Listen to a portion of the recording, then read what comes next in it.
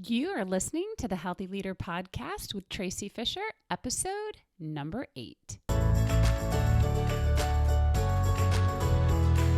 Welcome to the Healthy Leader Podcast, where it's all about optimizing your health, energy, and performance for your mind and your body. And now, your host, Master Coach Tracy Fisher. Well, hello there. How are you doing today? I hope that you are creating an amazing day. I was just outside with my dogs. I was watching them run around like crazy, just totally entertaining themselves, chewing flowers, picking up sticks, hopping on one another, zooming left, right, all around. And I was thinking, these guys just know how to entertain themselves, which was an awesome segue into today's topic, which is all about entertainment. And we all love to be entertained. I was entertained watching my dogs run around like crazy. And what we're going to talk about is excitement and entertainment in our lives and how that relates to food and alcohol and all of the things that we do to entertain ourselves. And this is a really good topic as we are coming up on the holidays. Halloween is right around the corner. And then after that, you know that there's Thanksgiving and Christmas and Hanukkah. And what comes with all those holidays? A lot of food, a lot of entertainment, a lot of entertaining. Somebody was just telling me that they have to have the sweet potatoes with the marshmallows in it. Their grandmother made that. They've always had it, and they're definitely having it and going to be very entertained by it over Thanksgiving. And there are so many traditions around Christmas and Hanukkah and the New Year, and all of us have these visions of gingerbread and special recipes and what is it going to look like, and a lot of food. And here's what I want to start off by saying is that entertainment, especially around the holidays, but entertainment in general is normal. It's a natural form of pleasure in our lives, and it is totally normal and healthy to want entertainment, of course. The problem comes when that entertainment leads to results that we don't want. It leads to being overweight, not being healthy, not feeling good, not performing at our best. And I think about that type of entertainment as overing, as an overeating, over drinking, over gambling, over connecting on social media, over watching movies. All of those things in moderation are entertaining, and they're totally fine. It's when we do too much of those, when we overindulge, that we get results that we don't want. And so gambling is actually a really good example. I just had a very good friend of mine went to Vegas with her children, and she was laughing. She texted me and she said, I lost $40. So she spent $40 on entertainment, and that was totally fine. And for some people, gambling can be a serious issue. If you are playing to the point when you're spending too much money, or you're staying up really late playing online poker, then it's a problem. Then you're over gambling. But she was like, I gambled and it was fun and it was entertaining, and that's that. And with food, it's the same, right? If you eat for entertainment every now and again, there's nothing wrong with that. Getting pleasure out of food is normal and natural. And I will tell you that I love cupcakes. I love vanilla cupcakes with vanilla icing on them. And sometimes I just want to have a cupcake, or maybe 2 or 3. And I don't do that very often. As a matter of fact, sometimes I do that and I think, that was a little too much. So if we are eating or gambling or drinking or doing anything to the point that it feels like we are interrupting our own results, if we're having health issues or diabetes or spending too much money or things that we are doing are impacting our relationships, then it's a problem. So gambling is not a problem. Drinking is not a problem. Eating is not a problem. Shopping, social media, all of that is not a problem until we are overing. And so the question is, why do we do that? Why do we keep doing things? Why do we keep overindulging when we know that it is not serving us? Well, one of the reasons is because it feels good, right? It feels good physically, at least temporarily. And it also makes us feel better emotionally. We get a dopamine hit. It's stimulating and pleasurable. It helps us to feel comfortable and relaxed. It even can help us to feel connected to other people, right? So there's some oxytocin in there. And so if that is you, if you are overing in some way, know that you are not alone.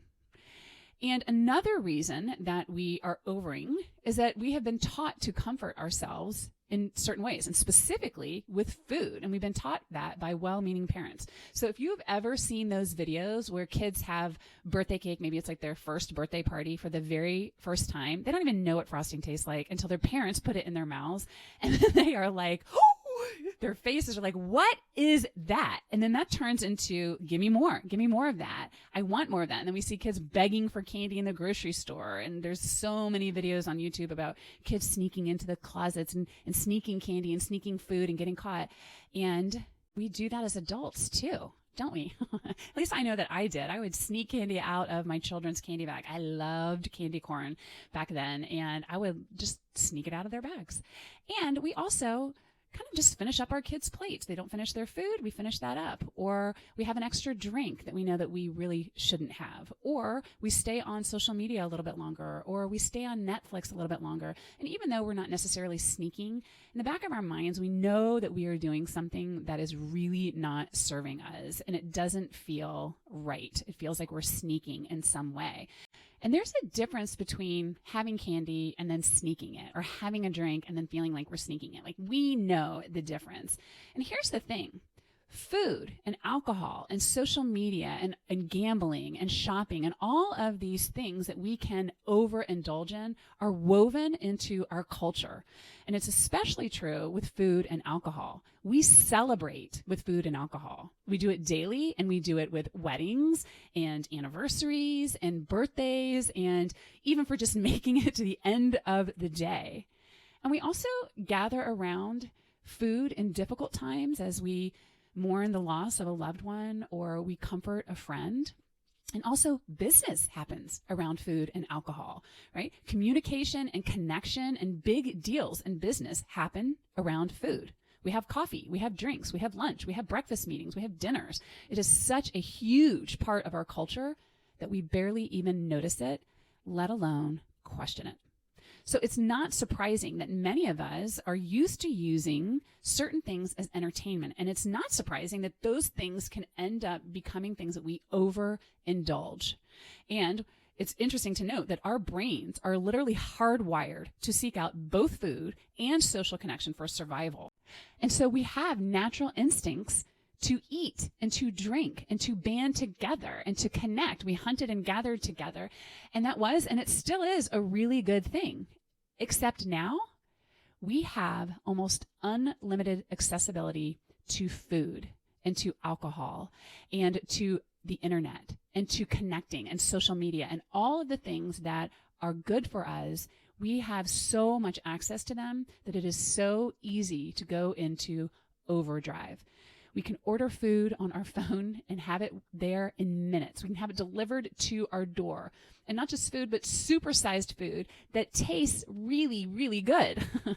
And on top of all of that, we are inundated with images of tantalizing food and messages and ads and information about deserving a break and using food and alcohol and escape to get it. So the question is, how do you, in the midst of all of that, break this relationship to food as entertainment, to food as a way of connecting with other people? And so the first step to ending this cycle is to just be aware of it, to be aware of all of these messages and the ways that we have grown up using food and alcohol and other things as entertainment. And the way that you can become really aware of how you personally might be using it is to have a plan. To have a plan for what you will drink, for what you will eat, how much time you will spend on the internet, how much time you will spend watching TV before you start on the project, how much money you will spend gambling.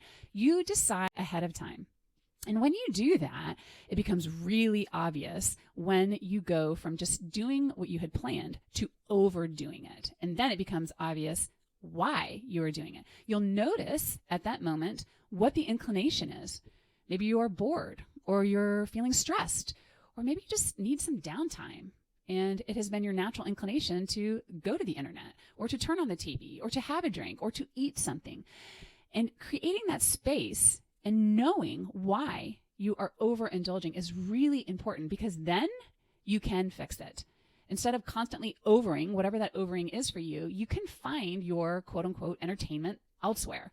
And the really cool thing that happens when you do this, when you decide not to engage in that overing habit, is that you are left with space. You are left with the space that used to be filled with that overing activity. And so now you have time to actually feel and process the emotions that are going on for you. You have time to actually do the thing that you were procrastinating on. You have time to exercise or reconnect with a friend or to do that hobby that you have put off until someday. You have time to entertain yourself in another way, in a way that actually feels good to you while you are doing it and after you are done doing it. So there's no regret or feeling bad about overindulging. And it's really interesting. As we get older, our responsibilities build up and we can lose sight of what it is that we actually enjoy doing, what we really like to do for entertainment. So I'll share with you that the other day, I found myself standing in front of the cupboard. I knew that I was not hungry, and I was staring at a bag of Reese's peanut butter cups, which I actually love. Somebody in my house here bought them as a kind gesture, and I did not really want to be eating Reese's peanut butter cups. And so I stood there thinking, you know what is really going on for me here? And what I decided is that I just needed a break. I'd been creating a lot of things, and I just wanted to have some freedom from thinking. And so a thought popped into my mind, an image of roller skates that a friend had given to me for my birthday.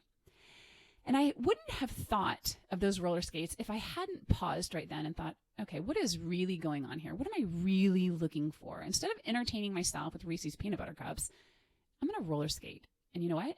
That's what I did. She bought me these really cool white roller skates, not blade skates, with purple laces. And so I went out to the garage and I put those babies on. And as soon as I started to put them on, I got a little giddy. I was like, oh my gosh, here I am, 52 years old, and I'm going to go roller skating. And I put all the pads on, which I knew I needed to do. And I just started in the driveway. And my puppies were out there. I was being really careful not to fall over them. And as I was skating in the driveway, I really started to enjoy myself. And then I went out onto the road. And as soon as my roller skates hit the blacktop, as soon as it hit the asphalt, I had this memory of when I was younger, of what it felt like inside my head to be rolling on the asphalt. And that brought me such joy. And I was like, you know what? I'm going to roller skate in my neighborhood. And I never would have done that if I hadn't paused when I was looking in the cupboard. I knew I did not really want to be sneaking Reese's peanut butter cups. I wanted something else. And so it's really easy for all of us to focus on our obligations, on our career and our parenting and being a good parent or a good child to our aging parents. And we can lose sight of what we really love to do, what really brings us joy. And many of us put other people's needs ahead of ours, and we do it so often that we tell ourselves that we don't have time to take care of ourselves. We don't have time to enjoy a few minutes on roller skates. And honestly, it can become a little bit of a pity party.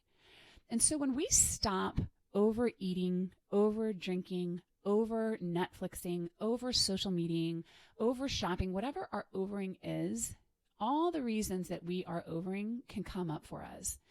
And I've heard people say that they just find themselves in a drive-up window with a donut in their hand before they even realize what they were doing. So the first piece is to recognize, to know when you are overing, and to set a plan and to become aware of what is happening in that moment. Are you following your plan or are you not following that plan? And then notice what's going on for you when you're eating or drinking or whatever it is. What are you thinking? What are you feeling? Who is with you? Notice if you're tired, you're bored, you're stressed, if you're in a rut or you're angry at somebody. Maybe you're even angry at yourself, and to just notice. And when you do this, it gives you insight to what is really going on. And then two, when you know what's happening, then you have the power to change it. And that's when you get to go roller skating or figure out how else you might entertain your need. Maybe you really just need a quick nap, or to call a good friend, or to take a brisk walk. Maybe that's what you are really craving. And this is not as easy as it sounds at all, mostly because we do not want to feel what we are feeling. So we look for an escape. We look for entertainment. That's why we are entertaining ourselves in the first place. And the great news is that when we end our affair with whatever we are overindulging with, then we have this amazing opportunity to deliberately create who you want to be and what you want in your life instead of just letting it happen to you. So if you find yourself with time where you want some entertainment or some escape, pick what you want to do instead of that overing. Pick something that would be a lot of fun for you. Think of how you can connect with others and really enjoy this holiday season. And think about what entertainment would feel really good in the moment and will also create an amazing memory. So maybe it's planning long walks or buying some games that you can play or some cards or cribbage. My mother loves to play cribbage. Or maybe it's planning a Zoom gathering or creating new table decorations with your kids. Or for gifts, maybe it's about creating experiences that you can do together. You can have bowling coupons or plan a ski trip or dance lessons or yoga or concerts or movies, or think about some people that you have not connected with that you would like to pick up the phone and call, write letters or write emails or send texts or voice messages. And really, the sky is the limit. And the holidays are a wonderful time to focus in and connect, really connect with people. And so what you're doing is reducing the activities in life that are fleetingly entertaining or only bringing pleasure for a few moments, and then choosing entertaining activities that are going to bring you pleasure in the moment and also will bring you long-term joy as you work steadily through to your results and live a truly entertaining life. Because when you are enjoying people and enjoying what you are doing and not feeling like you are sneaking, that is living a fulfilling life. And that is the best entertainment that there is. So I would love for you to pick one old entertainment area, whether it's in food or alcohol, shopping, whatever it is, and let me know what you are going to replace it with. What entertaining activity you are going to replace that old activity with. So here's to an amazing and entertaining season ahead, that you are filling it with activities that bring you joy and love and feel really good to you in the moment and beyond. As for me, I'm going to go back outside and play with my puppies, and then I think I'm going to lace up my roller skates. Hey there, if you are ready to take your well-beingness to the next level, come visit thewellness.coach, where I've got lots of free resources. And make sure that you type in thewellness.coach, not .com, and I will see you there.